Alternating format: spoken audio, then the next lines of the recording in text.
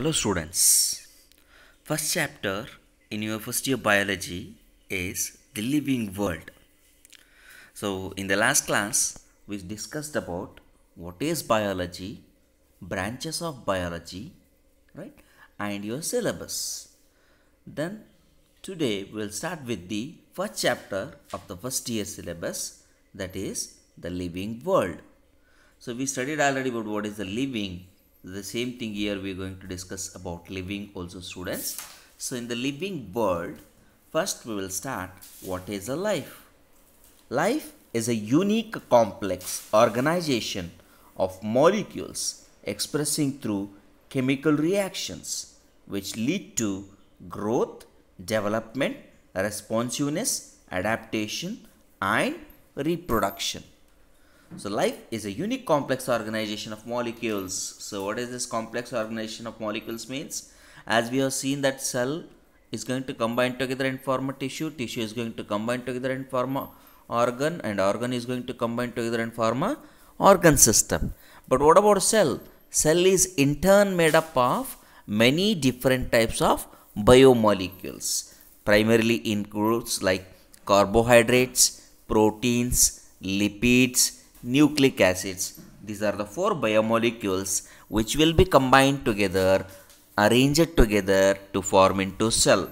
So we can say that life is a unique complex organization of molecules expressing through chemical reactions. Okay, expressing through chemical reactions which lead to growth, development, responsiveness, adaptation and reproduction.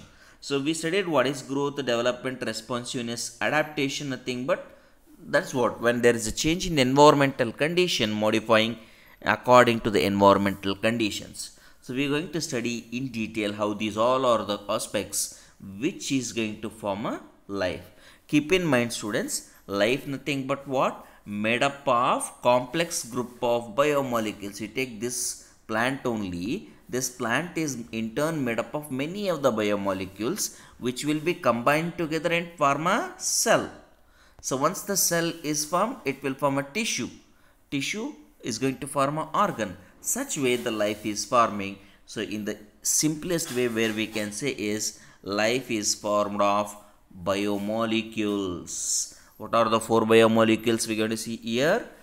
Carbohydrates, proteins, lipids and nucleic acids.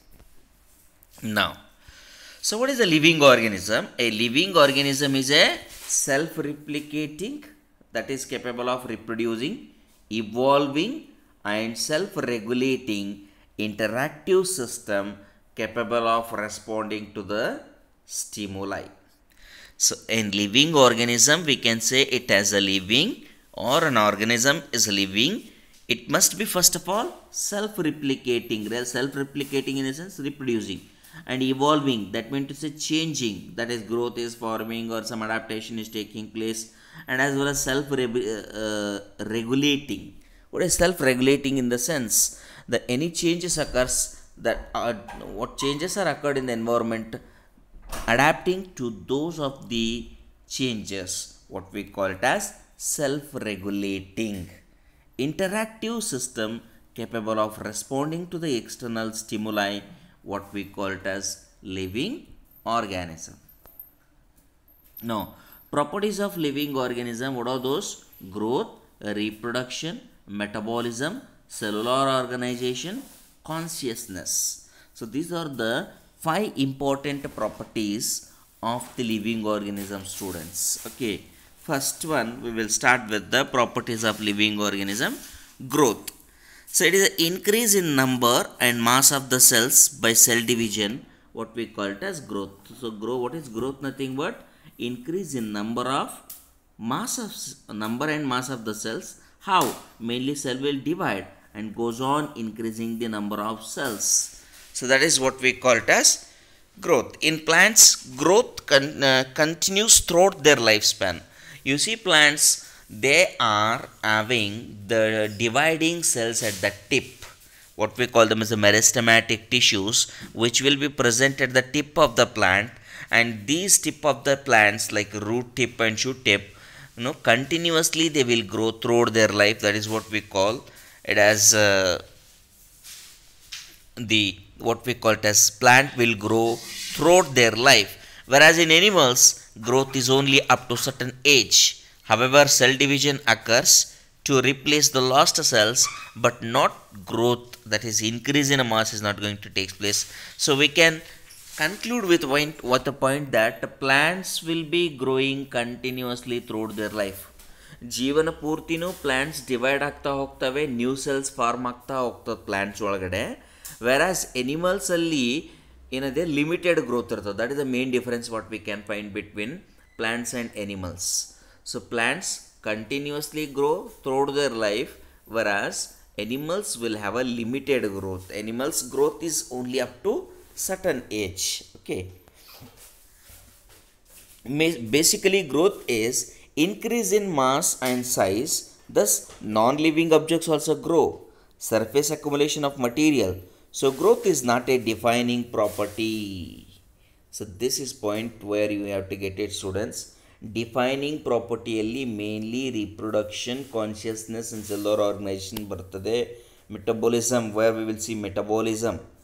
Defining property ನಾವು ಗ್ರೋತನ್ನು consider ಮಾಡೋದಕ್ಕಾಗಲ್ಲ, ಯಾಕಂದರೆ even non living objectives can also grow by deposition. Is that clear? So that's the reason why growth, mountains are formed by deposition from the millions of years. So that is what we call it as.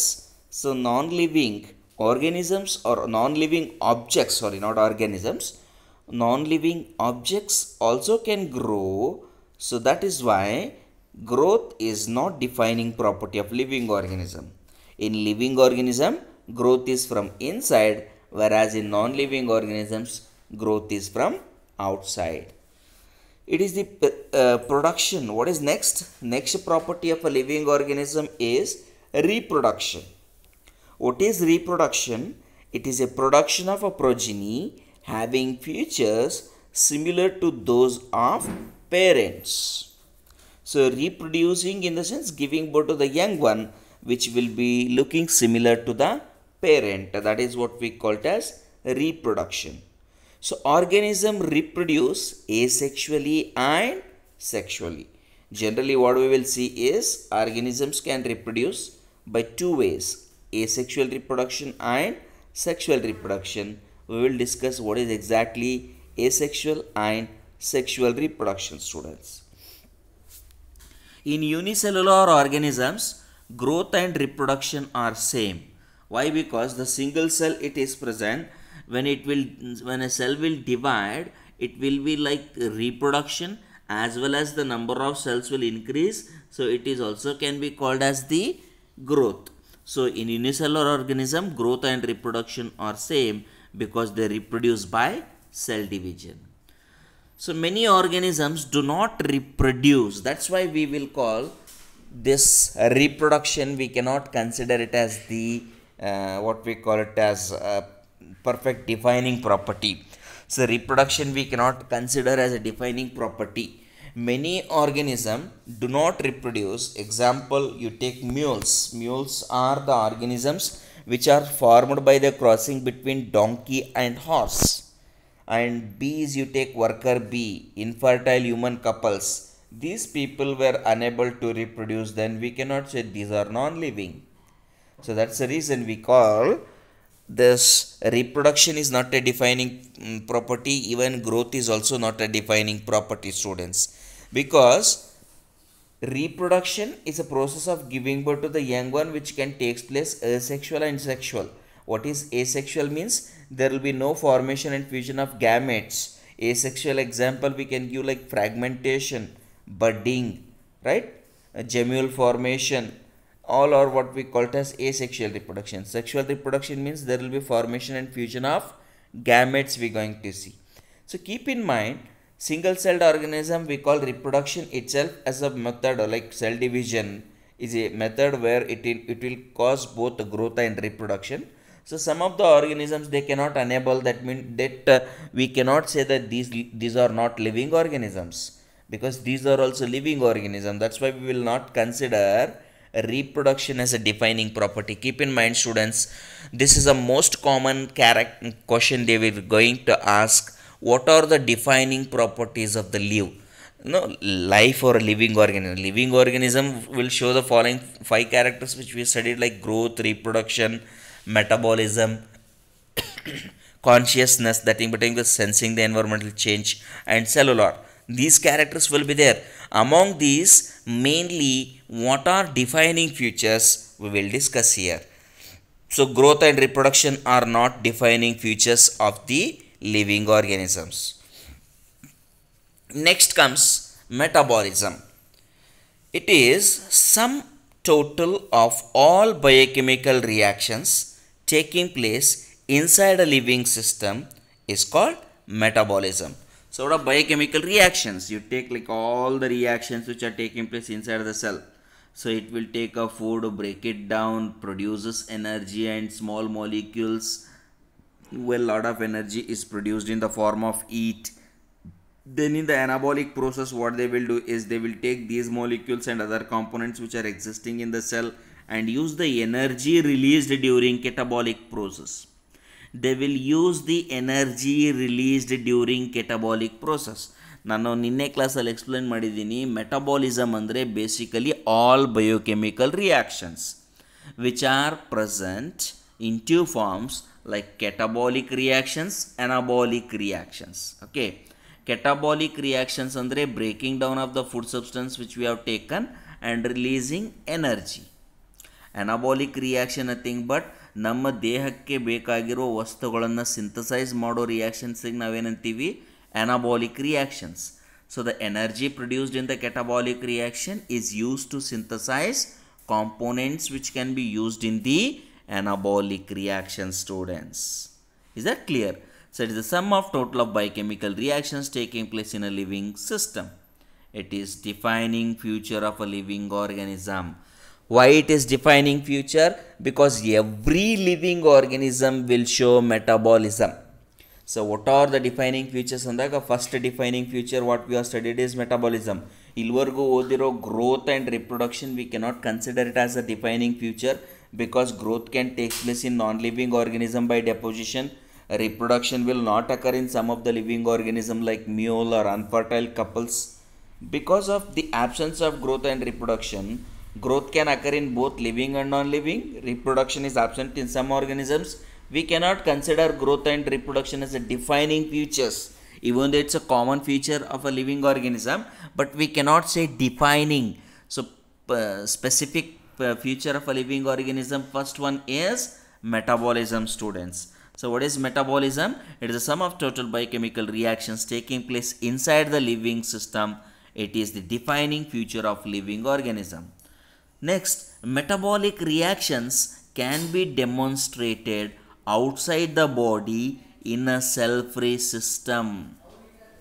Yes, metabolic reactions can be demonstrated outside the body in a cell-free system. Isolated metabolic reactions in vitro are not living things but are living reactions. So some people judge that why do we have to consider metabolic reactions as a defining property? Because the same type of reactions we can carry out outside the cell, outside the body or outside the cell in the test tube. By extracting all the enzymes and providing reactants, we can find the reactants will be reacting together in the presence of enzymes and forming a product. That is what we can say it as the reactions. Even though these reactions can take place in isolated metabolic reactions in vitro condition, but they are not living. The reactions which are taking place, they are not living, but the reactions are living reactions which we will find in the living organism. That's why we will consider metabolism as a defining feature of living organisms. Metabolic reactions can be demonstrated outside the body in a cell-free system. Isolated metabolic reactions in vitro are not living things but are living reactions. Next is the next defining feature of living organism is cellular organization. So organisms are made up of one or more cells and it is a defining feature of a living organism. So keep in mind students, growth and reproduction is not a defining feature, whereas metabolism and cellular environment is the defining features. So all organisms are made up of one or more cells. It is a defining feature of living organisms. It is the ability. Next is consciousness. It is the ability of organisms to sense their environment and respond to environmental stimuli like light, water, temperature, other organisms, chemicals, and pollutants. So this is the last what we call it as the property where the living organism will be sensing their environmental changes and responding to them. That is what we call it as consciousness or sensing the environmental changes. All organisms are aware of the surroundings, so it is the defining property of living organism, students.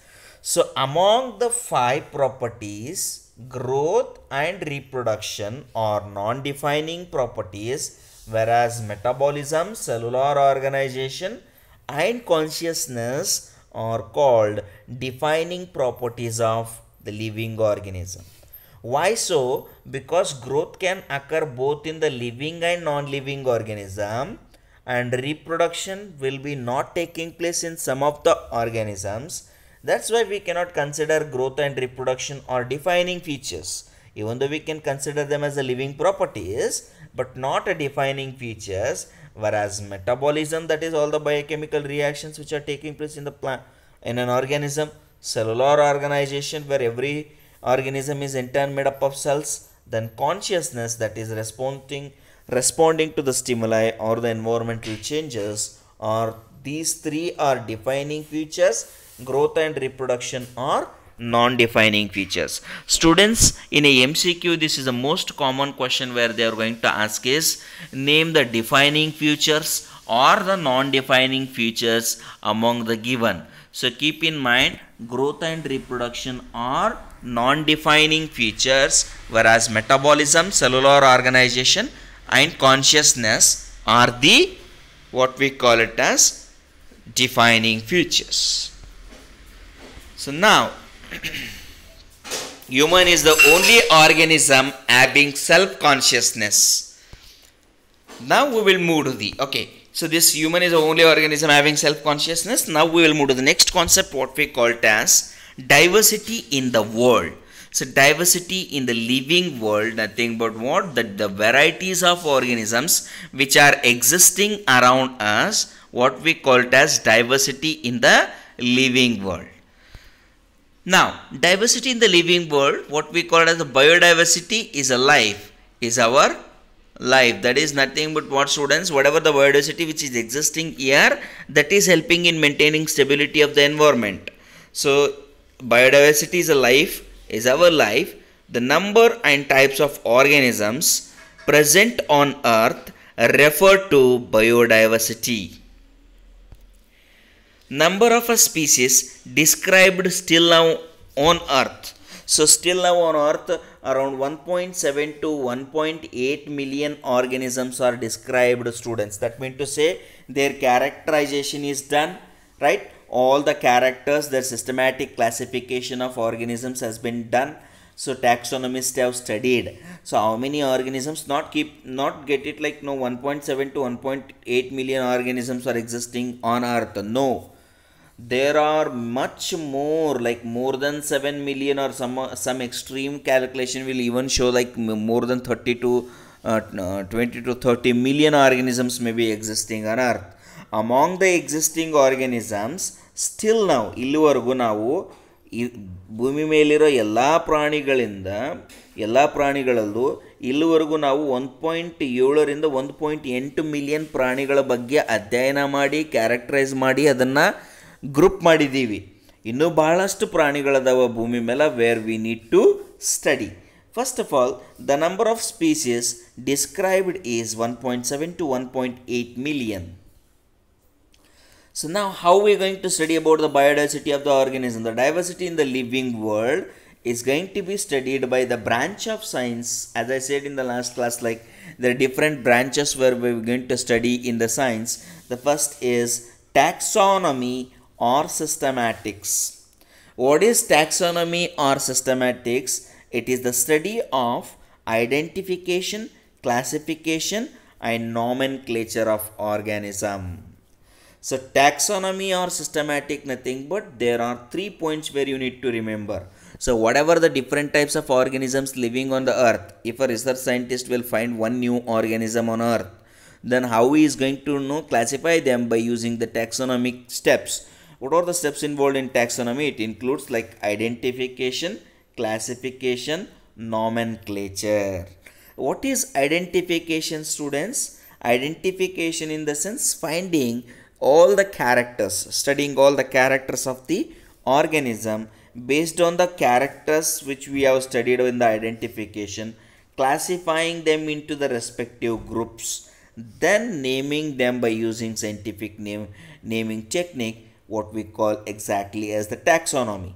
Taxonomy is a branch of biology that deals with the study of identification, classification, and nomenclature. Diversity in the living world. Systematic. What is systematics? The same, almost similar terms. Latin word, it is systematic arrangement. Considers what? In the systematics or classifying the organism, it considers what?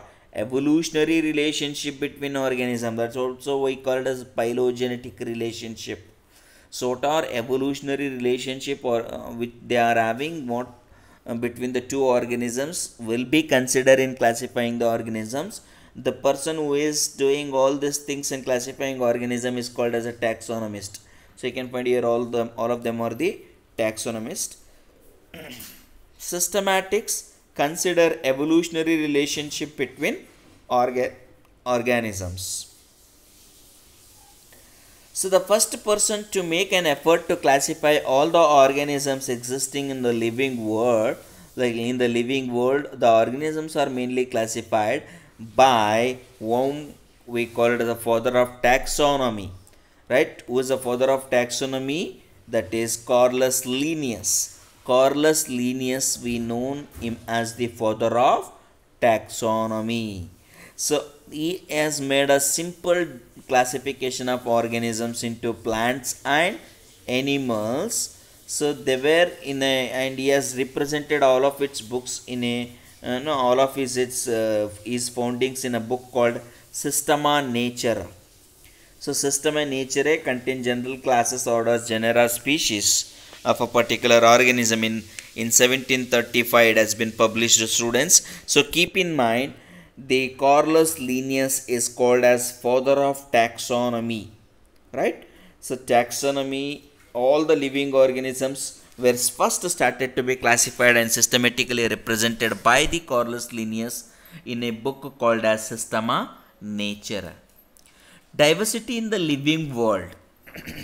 So the basic process of a taxonomy. What are the basic process of taxonomy are there, students? First, what I said is the 3 branches. What are those? Identification, classification, and nomenclature. So before that, characterization in the sense we will be giving characters to the different. For example, you say in the plant we call it as a monocot and dicot depending on presence of number of cotyledons. Is that clear? And we call in plants also as the what we call it a vascular and non-vascular plants depending on presence of conducting tissues. That is what we call it as characterization. Depending upon their morphological features and anatomical features, we can classify the organisms. Okay, we can classify the organisms based on their morphological and anatomical features, and many other features will be used in characterizing. That is what we call it as characterization. Second step is identification. By using certain specific character, we can identify the organisms. Third step is classification, that is grouping the organisms based on their identified character. Fourth step is nomenclature. Nomenclature in the sense giving the specific names of students. Diversity in the living world, basic process of taxonomy. Okay, first is characterization, understanding of characters of organisms such as external, internal structure, structure of cell, development process, ecological informations. So what is characterization in the sense? It is about studying external features, internal features, structure of cell, development process, and as well as ecological information about that organism will be gathered. That is what we call it as characterization. This is the first step in what we call the classification or taxonomy of the organism. Next comes, it is the correct description. What is identification? It is the correct description of the organisms so that the naming is possible. Description in the sense what? Defining. Based on the characteristic features we can define. For example, we call them as a angiosperm. Angiosperms means flower bearing. So based on the character name we can provide. So that's what we call it as identification. Next is classification.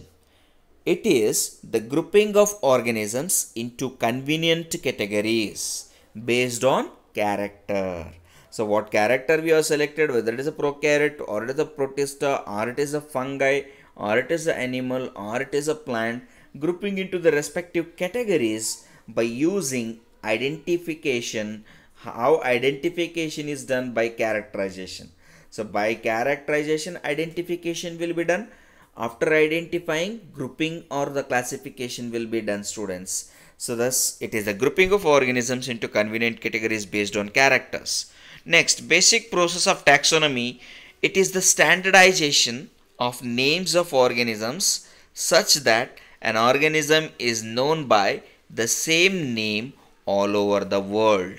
So nomenclature is very important, students. Scientific naming, what we call it as, because why? Because the each organism will be called with the different names in the different geographical regions.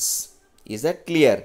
For example, if you take onion in the simple terms, ನಾವು ಇಲ್ಲಿ ಏನು onion ಅಂದರೆ ಇಂಗ್ಲೀಷಲ್ಲಿ ಹೇಳ್ತೀವಿ. ವರಾಸ್ south ಕಡೆ ಹೋದರೆ ಈರುಳ್ಳಿ ಅಂತೀವಿ, ನಮ್ಮ ಕಡೆ ನಾರ್ತ್ ಕರ್ನಾಟಕ ಕಡೆ ಉಳ್ಳಾಗಡ್ಡಿ. ಸೊ ಎವ್ರಿ ರೀಸನ್ಗೆ it goes on changing its name. ಆ ಕನ್ಫ್ಯೂಷನ್ನ ಅವಾಯ್ಡ್ ಮಾಡೋದಕ್ಕೋಸ್ಕರ ಒಂದು scientific name is has to be given, where that organism will be known by the same scientific name throughout the world. That is what we call the scientific name of onion is Allium cepa. Allium cepa will be known by all the like scientists or in all the regions of the world. But again the Allium cepa, that is onion, will be called with the different names. So this is most important, where nomenclature nothing but it is a standardization of names of organisms such that an organism is known by same name. This is what important, same name throughout the world. For example, mango is called as Mangifera indica and the bee is called as Apis indica, students. So these are the 4 steps where you need to study in the diversity in the living world for the taxonomy purpose. First one is characterization. What is characterization? As I said, based on what kind of features the organism is showing. ಯಾವ ಥರ ಲಕ್ಷಣಗಳು ಆ organism ತೋರಿಸ್ಲಿಕ್ಕತ್ತವ ಆ ಲಕ್ಷಣಗಳನ್ನು ನಾವು define ಮಾಡೋದಕ್ಕೆ characterisation ಅಂತೀವಿ. ಎರಡನೇದು, ಆ ಕ್ಯಾರೆಕ್ಟರೈಸೇಷನ್ ಮಾಡಿದ ಮೇಲೆ ಐಡೆಂಟಿಫಿಕೇಷನ್ ಮಾಡೋದಕ್ಕೆ ಈ ಕ್ಯಾರೆಕ್ಟರ್ಸ್ನ ಯೂಸ್ ಮಾಡ್ಕೊತೀವಿ. ಅಂದರೆ ಗುರುತಿಸುವಿಕೆಗೆ ಆ ಲಕ್ಷಣಗಳ ಆಧಾರದ ಮೇಲೆ ಜೀವಿಗಳನ್ನು ಗುರುತಿಸುವುದನ್ನು ನಾವು ಐಡೆಂಟಿಫಿಕೇಷನ್ ಅಂತಿದ್ದೀವಿ. ಸೊ ಜೀವಿಗಳನ್ನು ಲಕ್ಷಣಗಳ ಆಧಾರದ ಮೇಲೆ ಗುರುತಿಸಿದ ಮೇಲೆ ನಾವು ರೆಸ್ಪೆಕ್ಟಿವ್ ಪಂಗಡಕ್ಕೆ, ಅಂದರೆ ಔಟ್ರದ್ದು ಯಾವ ಪಂಗಡಕ್ಕೆ ಸೇರ್ತವ ಆ ಪಂಗಡಕ್ಕೆ ಸೇರಿಸ್ತಾ ಹೋಗೋದಕ್ಕೆ ನಾವೇನಂತೀವಿ? ಕ್ಲಾಸಿಫಿಕೇಷನ್, ಗ್ರೂಪಿಂಗ್ ಮಾಡ್ತಾ ಹೋಗೋದು. ಕ್ಲಾಸಿಫಿಕೇಷನ್ ಮಾಡಿದ ಮೇಲೆ ಯಾವ ಪಂಗಡಕ್ಕೆ ಸೇರ್ತದಂತ ಗೊತ್ತಾದ ಮೇಲೆ ಅದರದ ಕ್ಯಾರೆಕ್ಟರ್ ಬೇಸಸ್ ಮೇಲೆ, ಐಡೆಂಟಿಫಿಕೇಷನ್ ಬೇಸಸ್ ಮೇಲೆ giving a scientific name, what we call it as nomenclature. ಯಾವ ಥರ ಸೈಂಟಿಫಿಕ್ ನೇಮ್ನ ಕೊಡಬೇಕು ಅನ್ನೋದನ್ನು ಬೈನಾಮಿಯಲ್ ನಾಮಿನಿಕ್ಲೇಚರಲ್ಲಿ ಕಾರ್ಲಸ್ ಲೀನಿಯಸ್ ಎಕ್ಸ್ಪ್ಲೇನ್ ಮಾಡಿದ್ದಾನೆ. What is binomial nomenclature of the Carolus Linnaeus we will discuss in next class, students. In the today class, we discussed about basic steps involved in taxonomy. So that is basic process includes characterization, identification, classification, and nomenclature. And other than that, what we have discussed is the properties of living organisms. Growth and reproduction are non-defining properties, whereas metabolism, cellular organization, consciousness are defining properties. Keep in mind, defining ಅಂದರೆ ಇವು ಮುಖ್ಯ ಲಕ್ಷಣಗಳು. Growth ಮತ್ತು reproduction ಮುಖ್ಯ ಲಕ್ಷಣಗಳಲ್ಲಿ ಬರೋದಿಲ್ಲ. Why it will not come, we have discussed already students. Further about this chapter V will discuss in next video.